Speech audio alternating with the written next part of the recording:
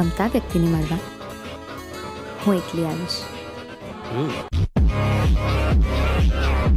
તો hello and welcome guys, part 2. જો કીધું ફટાફટ આવી ગયો હું, ફટાફટ આવી જાઉં. તો આપણે ચાલુ કરીએ ખેડૂત એક રક્ષક, અને પાર્ટ 2 છે. તો પાર્ટ 1 ના જોયો તો ફટાફટ જઈને જોઈ આવો. આ નહીં જાય મને અમુક લોકો આગળની સ્ટોરી જોઈ લો યાર પેલા, સમજ્યા? ચલો ચાલુ કરીએ વિડીયો. 1 વર્ષ વીતી જાય છે અને વિક્રમભાઈ શાંતિથી એમ ખેતી વેતી કરે છે એઝ અ ખેડૂત. પણ સરપંચની ગાંડમાં કીડો છે ને, સરપંચ હજુ બી પાણી નહીં આપતો, સરપંચની ગાંડમાં કીડો છે.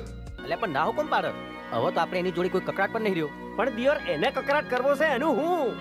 તો વિક્રમભાઈ આમ એકદમ ડિટેક્ટિવ મોડમાં જઈને દારૂ બારૂ પીવડાવીને પંચાયત ઓફિસમાંથી એમની બધી ફાઇલો લેતા આવે છે.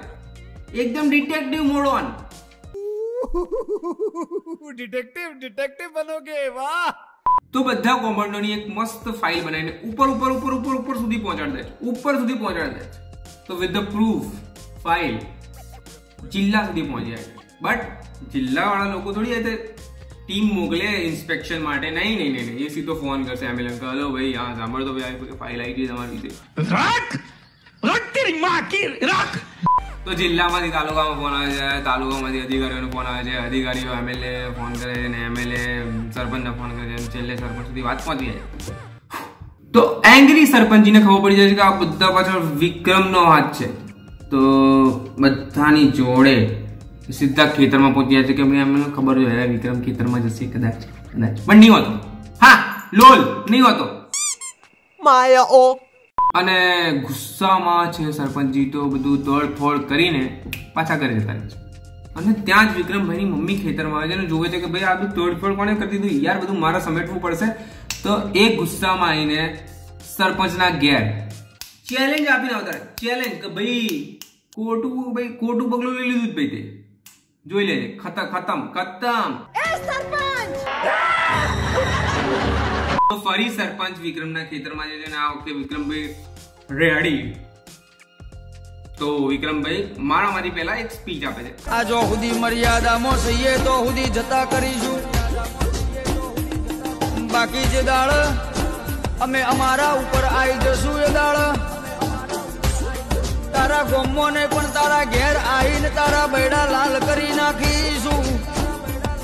અને સ્પીચ નથી ગમતી સરપંચજીને, તો મારી ચાલુ બબાલ. આ મગસ ઓમે સટકેલો છે ને હોમો ના આવતો, બાકી તારી પથારી 100% ફરી જશે. ઓલરેડી અમે અમારી લાઈફમાં બહુ હેરાન થઈએ. But guess what, plot twist. MLA ભાઈ વિક્રમભાઈની મમ્મીને લઈને આવતા રહે છે એઝ અ હ્યુમન આર્મર. હવે રાઉન્ડ બનાવીને આમ વિલનો વિક્રમભાઈને હવે વિક્રમભાઈ લો એચપી. હવે થેનોસની જેમ વિક્રમભાઈને મસ્ત પકડી લગાવે છે. પણ આ સ્ટાર લોર્ડ બધું અત્યારે જ બકી દેવું હતું, બકી દેવાનું હતું. કેમ કે બબાલ જરૂરી છે, બકી દીધું. અને દાડે મારી નાખવાનો હતો જે દાડે એની બુનને મારી નાખી હતી. તારી બેનનો એક્સિડન્ટ થયો તો ના, એને તો અમે રસ્તામાંથી ઉઠાઈ અને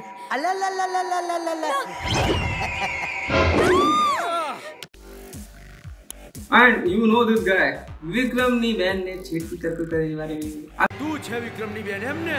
આ મૂવીમાં બી કરશે 100%. મને ખબર ના કરશે, આના પર ભરોસો જ મને કરશે જ આ છેડતી. હવે વિક્રમભાઈ રેજમાં આવી ગયા છે. હવે નાવ યુ નો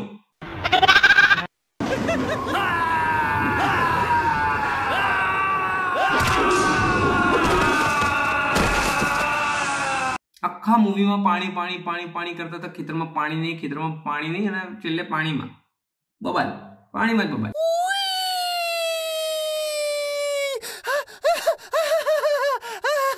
હવે વિક્રમભાઈ બિલીવ્સ કે પોતે બગાડ્યું છે તો પોતે જ સમેટીશું, બરાબર.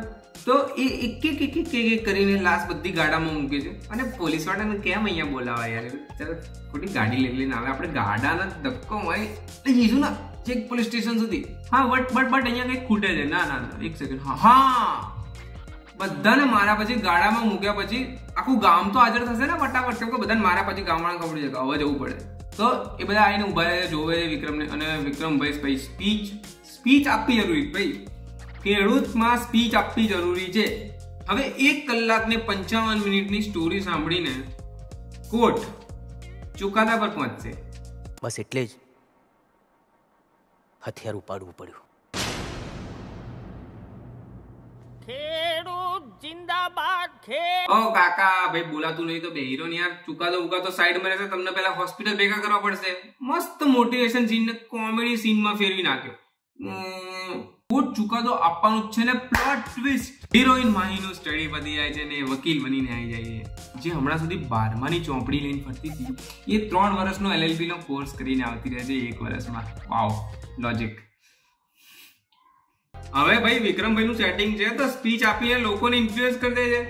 બધા ઇન્ફ્લુઅન્સ થઈ જાય છે કે મેં કોણ કર્યું, મેં કોણ કર્યું, મેં કોણ કર્યું. ને વિક્રમભાઈ ને આ બધું કરતા 27 લોકોને મારતા કોઈ જોયા નથી, કોઈ પુરાવા નથી, તો વિક્રમભાઈ છૂટી જાય છે. આ કેસ વિરુદ્ધ કોઈ પણ પુરાવા કે સાક્ષી ન હોવાના કારણે મિસ્ટર વિક્રમને છોડી મૂકે છે. 1 કલાક ને 55 મિનિટની સ્ટોરી સંભળાઈને બી વિક્રમભાઈ છૂટી જાય છે. એટલે કેસ જીતી ગયા ટૂંકમાં એમ સમજાવે. અને મૂવી ધ એન્ડ. હું જેન્યુઅનલી કહું છું કે અમુક વસ્તુ છોડો તો આ ગુજરાતી મૂવી આ સારી છે. ખેડૂત એક રક્ષક એકવાર તો જોવી જ જોઈએ લોકોને, તો જોઈ લેજો. હું જ કહું છું આ વસ્તુ. મૂવી સારી. વિડીયો અહીંયા એન્ડ જાય છે અને જો તમને આ વિડીયો ગમ્યો હોય તો તમે લાઈક કરી દો, વધારે જ ગમ્યો હોય તો શેર કરી દો. અને મેં આવી રીતે જ એક બીજું મૂવી છે મૈયરમાં મનરું માનતું નથી એનું રિવિઝિટ અહીંયા છે. અને સબસ્ક્રાઇબ કરી દેજો તમે નવા હો આવા જ વિડીયો જોવા હોય તો. અને બાય બાય.